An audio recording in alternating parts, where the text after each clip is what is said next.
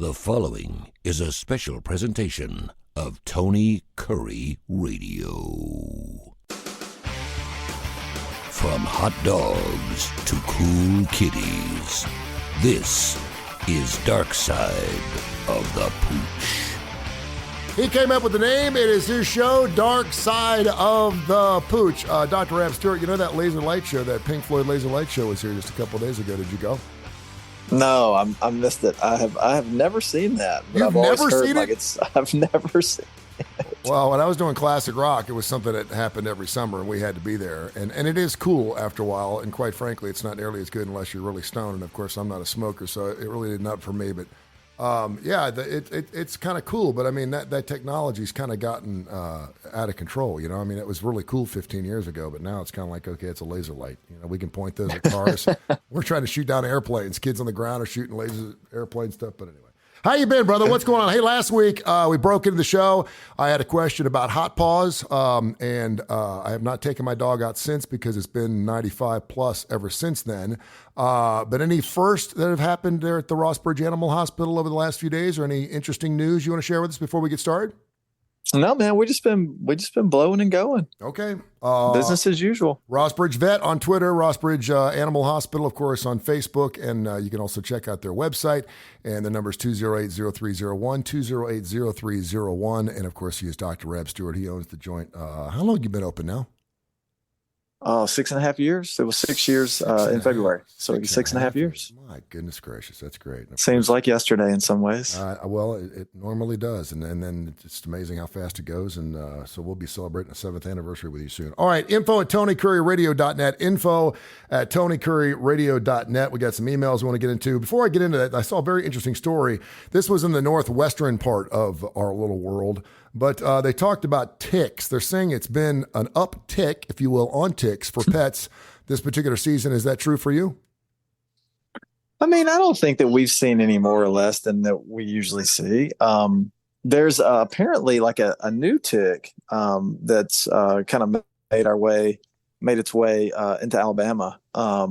So where there's a little bit of discussion about that, but fortunately, the same tick preventatives that we use at the office, you can get rid of it. So it's not that big a deal. But I wouldn't say that we've seen any more or less than we typically see. And it's all, unless you have a new species of tick that moves in, usually you're going to have kind of the same the tick stuff, and it's really, regional and a little bit socioeconomic. So if you're in a more rural area where people, maybe don't use the same preventatives that a lot of other places use, maybe you have more of a tick problem. But it's since our clients are really compliant with the preventatives, we don't see a whole lot of ticks. So they've got this interesting story, and I knew the spiders did this, but they're saying now ticks can use static charges in the air to fly through the air like spiders do and latch on to animals and people. Have you ever, do you know the story about spiders? Obviously, spiders can fly hundreds of miles. People don't realize that, but they can catch wind drifts and they can actually fly through the air. Have you seen videos in fields like in Australia and stuff like that? There's millions and millions of spiders that just fly hundreds of miles through the air and land wherever they land, and they run uproot there. But they're saying ticks can also do the same thing. Have you heard of that? Yeah. Okay. Yeah. I mean, they're similar to spiders in that way. They have a lot of similarities. So yeah, they can kind of, grab the wind and off they go. Okay. Another story, info at TonyCurryRadio.net before we get into our mutt mail here. You can hear the show, by the way, at least 5 times in the TKR app. And we are, he's been open for 6.5 years. I've been doing this thing for nearly 4. We're fixing to do some really cool things here on Tony Curry Radio to make it even easier to find our shows and listen to them whenever you want. So we'll have some details on that coming up here in the next few weeks. State of U.S. Pet Obesity Report came out last week. Do you keep up with crap like that, or do you hear it first on this show here? Oh, man, it's amazing how much pet news. I am here to inform you, my friend. Yes. So according to the State of U.S. Pet Obesity Report, which came out last week, what percentage of cats are fat, just overweight, period, in the United States? 70. It's 61%. What percentage of dogs are fat in the United States? 60. You know what? You're right on the money. 60%, which I thought you'd have fatter dogs than fatter cats, right? Because we dogs are more appreciative when we feed them table scraps as opposed to cats, which really surprised me because most cats, the least cats I know, are outdoor cats and they don't get fat. What's crazy is 33% of all cats were morbidly obese. For humans, that's roughly a third of our weight over, or 30 pounds of a 100-pound person. And 22% of dogs are obese. But what's crazy about this is out of the roughly 60% of animals that are fat, only a third of their owners actually believe their cats and dogs were fat. we have a strong disconnect. And so it's funny because I'm 6'4", 6'7" with heels, but 6'4". And so the other day, I'm trying to lose some weight. We were talking before we started the show. I started walking a couple miles a day, and I want to get down to about my fighting weight's about 210. I was 210 in high school. I think if I can get down to 210 pounds, I'm going to sitting at about 222. So I thought I get down, and I thought, I wonder what a man my size is supposed to weigh. I can weigh anywhere between 188 pounds and 200 pounds. That's average for a 6'4". Now, I don't know when these stats came out, the 1960s, the 70s, but I'm thinking if I weighed 188 pounds, I'd be a stick man. Has it changed for animals? Well, I'm not surprised that there are more obese cats because cats get very little, if any, exercise once they get to even just be a few years old. Once they grow out of being kittens, they become very sedentary. Okay. So that, I was surprised that the cat number wasn't higher. That's why I guess 70. Yeah. I'm also not surprised that most pet owners think that their dogs are not overweight. And I think it's probably, I don't know if it also relates to people, like maybe they see themselves as, well, I can stand to lose a little weight. I'm not overweight, and so they kind of project that onto their pets too. But there are some people that come in and they have a serious concern about their pet's weight when they should. And then but that number is much less than, people that come in, they should be asking about their pet's weight and do they have a healthy weight and is their pet overweight, and they don't ask. So okay. I think that those numbers match up to me, I think. All right. So let's get into this. First of all, and you've done this a million times, and I love the way you describe how a dog and a cat's supposed to feel to the hand, to the touch, based on what they're supposed to be weight-wise. And then I want to get into, we've got so many new dog foods, and we got all this special organic stuff that now you put in the refrigerator. There's farmer's dog. There must be 100 different dog things out there, and stuff for cats as well. But first of all, give us the field test, and then tell me what we should be doing if we want to get our dogs to lose weight. So you want to be able to feel your pet's ribs individually, but not see them. Okay. And you want them to have a more narrow waist than their chest. So if they're more narrow at their waist than their chest, then that's good. Isn't that kind of like human beings? If you can see the ribs. Yeah, I guess so. A little bit, yeah. Yeah, I guess so. But if they're basically just a straight line from their chest, all the way back, past their hips, they're too big. So you want, you want them to have, a little bit of a barrel chest there. What if you have a cat that's bootylicious? I mean, just can't help it.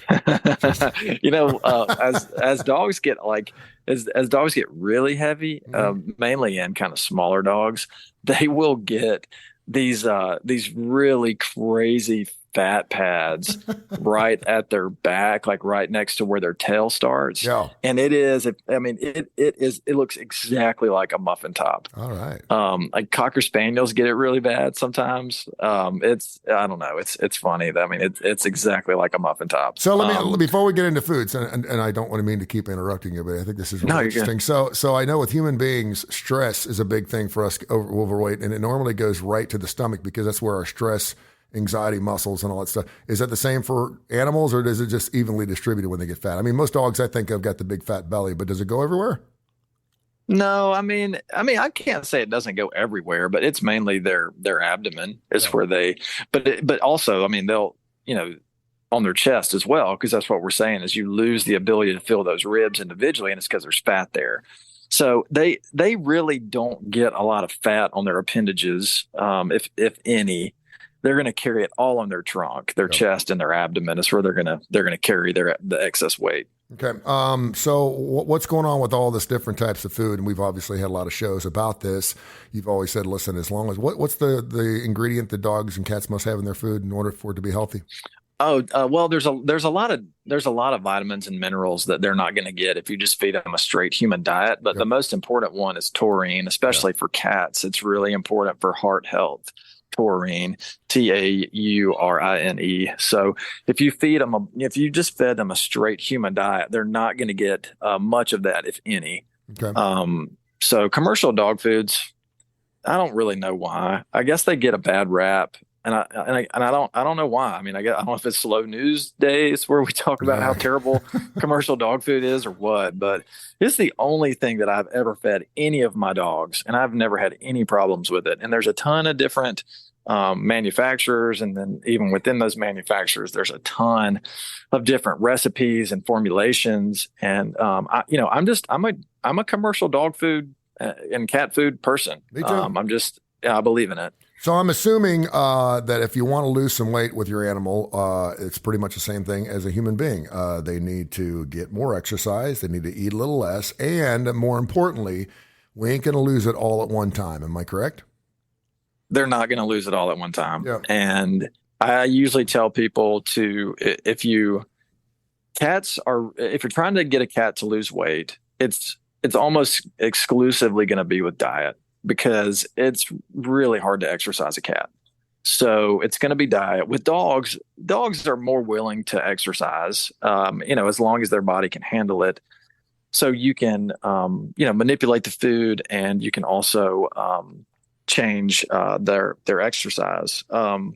But I tell people to give it a month. And so take the current amount of food that you're feeding your pet and decrease it by a quarter for the daily amount, and then reweigh them. And if they've lost a little bit of weight, then you're on the right track, and just keep going and just go month over month until we get to that optimum body condition. And that's what we talked about earlier, when you can feel the ribs but not see them, and they have a tapered waist. All right. But if we do that for a few months, especially on a pet that may be a middle-aged to senior pet, if we're not getting the weight loss that we want, if we're not getting any weight loss at all, then it may be more of a medical issue. So we need to run some blood work to be sure their thyroid's good, and we don't suspect that they have a metabolic issue like diabetes or Cushing's disease, which would preclude them from losing weight. I think it's really interesting. He's Dr. Rab Stewart, Rossbridge Animal Hospital, Rossbridge Vet on Twitter, the Rossbridge Animal Hospital on Facebook, and also, of course, their website. Phone number is 208-0301, 208-0301. What is it fat family, fat dog? I've always wondered that, because normally when I see a child who's suffering from some type of obesity, his mom and dad are overweight. Normally when mom and dad are thin, usually it primarily goes down to the children. Is that true in families of dogs? I don't think so. I really think that it's just maybe, number one, some that's the way they probably love their pet, is to give them a lot of treats and just give them a lot of food. And that's the way that they show that they love their pet. I don't think that it always translates into they're also overweight. I think it's just it's a way that the owners show their affection. Yeah. And I think they probably don't understand that if your pet is overweight, it's not going to live as long. Yeah. Whether it's a dog or a cat, big or small, it's going to limit their life. They're either going to get some metabolic diseases because of it, or they're going to have trouble with their mobility. So if you can, I guess, just kind of get past the fact that there are other ways to show you love your pet other than food. Belly rubs. Yeah, exactly. And just giving them the attention that they want, playing with them, hanging out with them. Keeping that good body condition score. Number one, you'll save money on dog food and cat food, because you won't be giving them, way more than you should be giving them. And they'll also live longer. Yeah. It's funny too, because, and I don't think people realize this, and we talked about this on the show. It doesn't matter how big the treat is. It's still a treat to them. Like if you give them just a pinch of a hot dog, that's the same as giving them an entire hot dog. They don't care. It's still a show of affection. It's still a show of love. And whenever I give my kids like an extra hot dog after dinner and we're going to throw it away, I say cut it up in about 15 different pieces. Make him do some tricks or whatever for it, but make it last. I mean, give him a treat hour. He'll think you're the best thing that ever moved, as opposed to give it to him and he's not going to even taste it. He's just going to swallow it whole. He's going to be like Joey Chestnut up there at his hot dog. I said just give him bits and pieces and he'll sit there and give you an attention all day long. Info at TonyCurryRadio.net. Info at TonyCurryRadio.net. We got to get into some mutt mail here in a second. Bobby in Tuscaloosa wants to know how long can I throw my tennis ball in the swimming pool until my dog finally gets tired? I've been with the dogs will chase balls as long as you want, and certainly in swimming pools they're getting wet and they're staying cool, so I probably don't have a problem with that. They're not going to drown. But it is amazing because at some point you think to yourself, you almost feel like you're abusing your animal because you know they're going to continue to jump. Is there a time where you should take a rest, or will they rest on their own? They'll rest on their own. Yeah. That's a good question. But when they're not going to jump into that pool one too many times and drown. They're going to get the ball, and when they're ready to lay down, they're just going to get right down on their bellies with their tongue hanging out and just and give it some time. Yeah. They're smart that way. All right. So I think that you can go as long as you want, but they'll stop. Okay. Info at TonyCurryRadio.net. Spina, I guess this woman's name or her guy is. They said 4th of July just came and went, and I just got this email. We're recording the show here on July 6th, and I know that was a tough day for a lot of animals, the 4th of July, because of fireworks and everything else. But they said they found a brand new app called Zounds, Zoundz, Music for Pets. It's a soothing music app for animals. He said he placed his phone inside of his dog's cage. They went outside, and the dog seemed like it did much better. Do dogs listen to sounds? They listen to music? Can that soothe an animal that's got anxiety issues?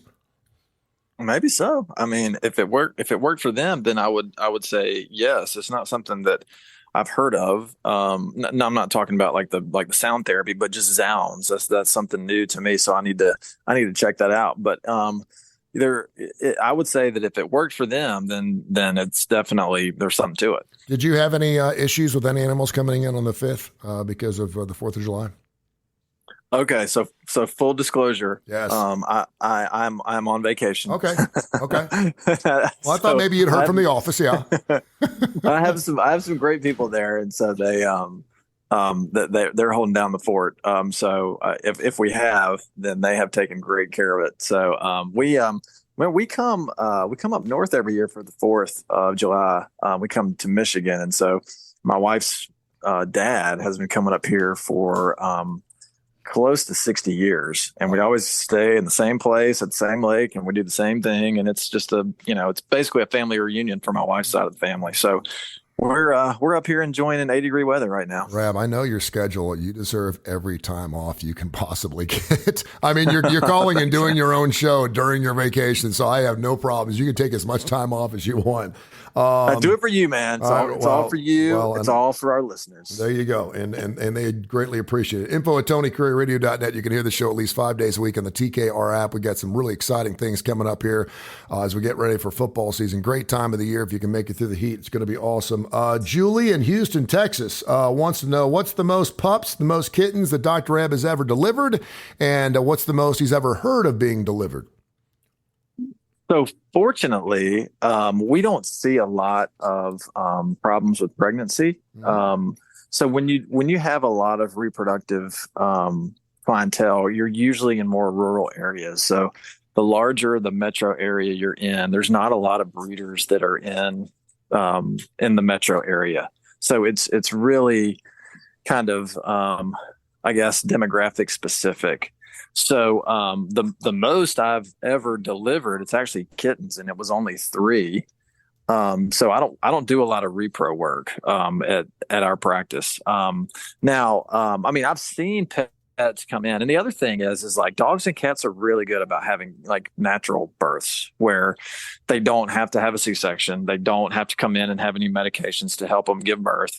So we do see, our fair share of pets that are pregnant, but they just don't have to come in for any procedures, during their when they're having birth. Yeah. So actually, probably the most I've ever seen was my mom's dog. And her female ended up having 9 puppies. So that's the most that I personally have seen inside a belly on an X-ray. That is kind of crazy. Pete from Birmingham, Alabama. I read this earlier, and I'm glad I read these emails ahead of time. Said he's heard the story of how I tried to pull apart my male and my female when they were. He said every time I hear that story, he said he's actually saved the recording. So long story short, I have Frisco, the male. I have Maxie, who's the female, and they weren't fixed, and we knew that. And we wanted them to have puppies, and so he started going after it, and she was screaming. She looked like she was in a lot of pain, and I called you. Do you remember when I called you? Yeah, and I had. And I had the can of Vaseline out. I was actually trying to lubricate him so I could pull him off because I felt so bad. And then I talked to you, and you were like, Tony, they're like humans. Leave them alone. They're fine. And what is it called? The Maximus bulbus or the bulbus clanus? What is it called? Well, so what happens? It's an amazing story. I mean, when God created animals, this was a special thing He created there. It's amazing. Tell people what this is. Well, it's called tying up. Yeah. And that's how you know that, the pets have actually, consummated is not the right word. Yeah. But you know what I mean? But so what happens is, everyone's heard of doggy style. And so that's the way that dogs mate. And then once the male has finished, he uses his front legs and he kind of turns around so that the animals are then tail to tail, which, looks really weird and very unnatural and very painful if you don't know what you're looking at. Yeah. If you looked at that, you'd be like, okay, something's very wrong. Like, I understand the doggy style thing, and, I've seen videos of dogs humping things, so I understand that. But what most people haven't seen is what happens after that. And that's when you called me. Yeah. Because they were basically tail to tail. It was horrible. Yes. Yeah. And it looks very uncomfortable for both of them, but it's just kind of what happens. And it's just the natural progression of, that reproduction. So then eventually the blood will leave the organ of the male. Everything will go back to normal, and then they'll be able to part ways. It is the most amazing thing, and I'm glad I've seen it because it seems like whatever I see. I mean, I've seen porcupines do it at the Birmingham Zoo, and I'm like, is this just my thing where I'm always seeing animals mate? Maybe it's the time of maybe you put something off. You put something in the air. I'm wearing my that axe. Just causes all of these animals start copying. It's like, you remember was it Snow White that walks through the forest and all the animals come out and they're dancing and they're having a great time. Sure, you're like the dirty Snow White, where it's the animals come out and they don't just come out and start singing. They come out and they start doing. Oh my gosh! Hey, listen, if you've never seen porcupines do it, it's amazing. I mean, just try to figure that one out. I was like, what is going on? And the curator was there, and she's like, they're mating. And I was like, really? She goes, yeah, this is really rare to see this. And I was like, this is really cool. It's just amazing how they keep those quills out of the way. Anyway. It's amazing. So do dogs and animals, cats, they have the same issues as say humans do? Can they shoot blanks? Number B or two. I'm super messed up here. Does it take more than once, or is it once it's consummated? Can you pretty much plan on her being pregnant? In other words, if you see the two animals tied up, are you can have puppies? That's the question. Not necessarily. Okay. Because males can be infertile and females can be infertile. So how prevalent is just that? Because I'm sorry to say how common prevalent is that? Yeah, how common is that? I mean, it's a small percentage, but it does happen. When I did a lot of horse work, before I moved back to Birmingham, repro work in farm animals is really important, because you're always, with domesticated animals, reproduction is not necessarily something that we want to happen. But with farm animals, you're almost always wanting to get the herd bigger, or at least continue a bloodline.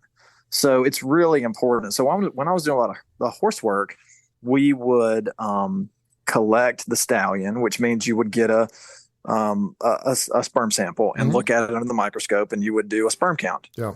And you wanted to see a high sperm count because, like I said, in these farm animals or these working animals, you want them to have babies. Yeah. So, we saw a lot of horses that they didn't have a very high count.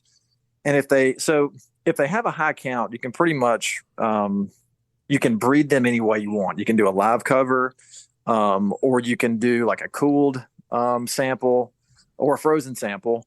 But when you have a horse that doesn't, or any animal, we can talk about dogs too. You can put dogs in this mix too.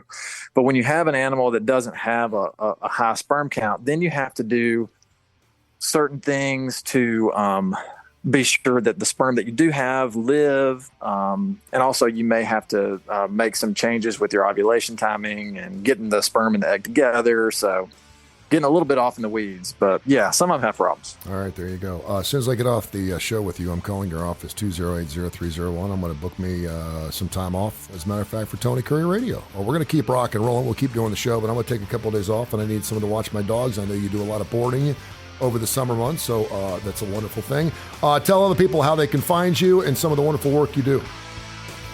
You can find us on Facebook, Rossbridge Animal Hospital. We're at rossbridgevet.com. Or you can call us at 208-0301. Hey, be careful on your way home. I love you, and I'll catch up with you next week. Love you too, man. Talk to you then. This has been a special presentation of Tony Curre Radio.